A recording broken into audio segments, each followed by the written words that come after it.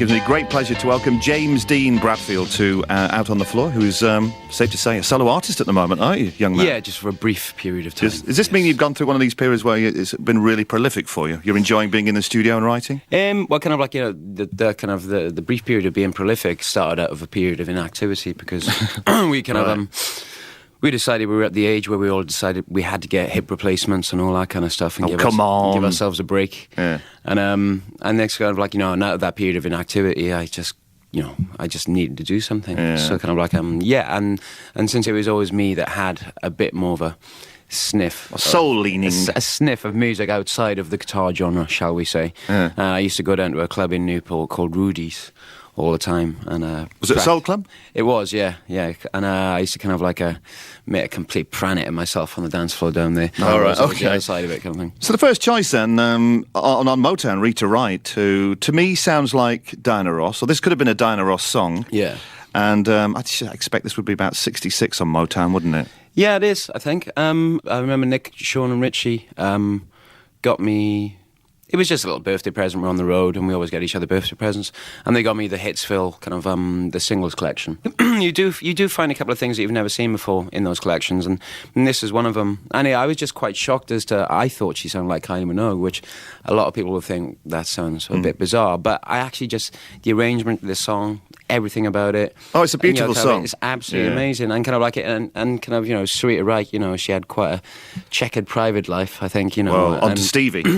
Yeah. Well, Stevie wrote and produced for her, didn't he? He did, yeah. In her sort of bit of a pop, she had a bit of a pop career in early 70s. An in-house production. I'm sure in more ways than one. And I just kind of like, perhaps it's timely that we should play, a song like this because she had a fantastic voice. And nobody's ever picked it before, so well done, sir. So Rita Wright, just remind us what this one's called again, James. This song is called I Can't Get Back the Love I Feel For You. This is Out on the Floor on BBC Radio 2. We're with James Dean Bradfield of the Manic Street Preachers, and that was Rita Wright on Motown with that long title. Was Northern Soul big then in South Wales? Yeah, they were like, it's a bit more of a kind of amalgam of just like skinheads who were quite confused as so you got modern soul and what to do in their lives, and like and so it was a bit more confused down in Wales. We're going to move on to Frank Wilson, who was a staff writer and producer and artiste for Motown, and we were talking about this just briefly. Do I Love You Indeed I Do by Frank Wilson is, I think, the most expensive soul record in the world. Apparently the story is that there was a fallout between Frank Wilson and Berry Gordy, Motown boss, who then shelved and just threw all these records into a skip. It was on the Soul label, which was part of Motown, and he smashed them all up. And apparently the story is 6 copies survived, and there's one in the UK, and it sold for £15,000 to a guy in Edinburgh. And it's, like you say, it's not very well done, and it's slightly off-centre. So you get a really wowing piano-y sound about it, don't you? It's really weird. It's kind of when you actually hear it though, it's almost got a tiny bit of a violent feel to it. It's just really joyful, I like it. But it's quite uplifting. I mean, most of that is the joy of soul music. The really uplifting and the strings and the vocals. Well, I thought it was just a record, but you told me so much more about the song. Okay, let's listen to this, chosen by James Dean Bradfield. This is Frank Wilson, Do I Love You? This is Out on the Floor on Radio 2. We're with James Dean Bradfield. That was Frank Wilson, Do I Love You? Another Motown record. And we're going to move on to the Love Unlimited Orchestra, which was Barry's baby, wasn't it? Barry White, the big bad Barry White. The Love Unlimited Orchestra were Barry White's plaything. Kind of, everything. Well, is his strolling band of... were they his musicians? Or what? They were kind of like basically all the people that played in his records, I think, and everything he wrote, they played for him. But sometimes, kind of like he wouldn't sing in the records and he would just come out under the guise of Love Unlimited Orchestra. And I kind of only got into this record because I think it was around about 94 when I first started living up in London. I used to go down to the Heavenly Social. All right, still going, on a Sunday. But when it was like just on a Sunday. Right. And Tom and Ed from the Chemical Brothers, they always used to end the set with this record.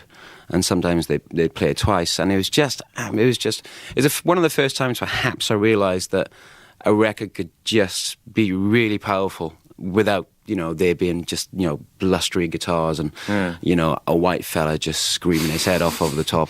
And it was tiny, even in 94, I wasn't that young then really. And it was perhaps a bit late in life to be having that revelation.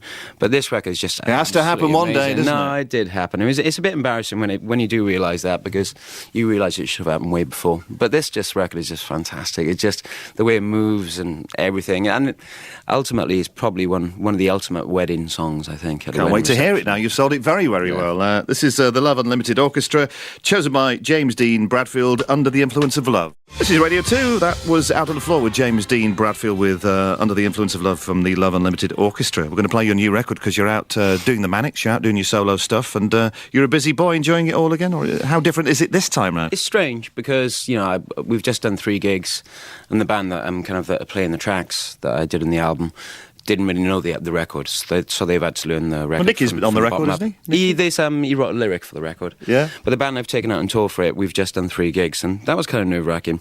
You just don't quite know what to expect. It's so it's perhaps been taken out of the comfort zone in the live arena. How do you gauge if it's any good or not then, if it's that brand new and you're just playing through it?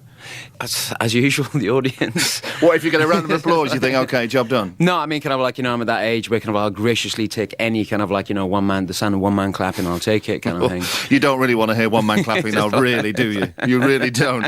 OK, the album is out on the 24th of July. It has Nicky on it. The new single, That's No Way to Tell Lies, out on the 10th of July. Do you want to tell us anything about that before we play it? Yeah, That's No Way to Tell Lies, just a song about growing up in a a community where there's about 6 churches to every person, and it's about your heart always wanting you to find your religion, and your head telling you not to be so stupid. Well, thank you for your selections, have been fantastic, and I feel educated. Thank you, sir. James Dean Bradfield, here's his new single. Thank you for joining us. Cheers, man.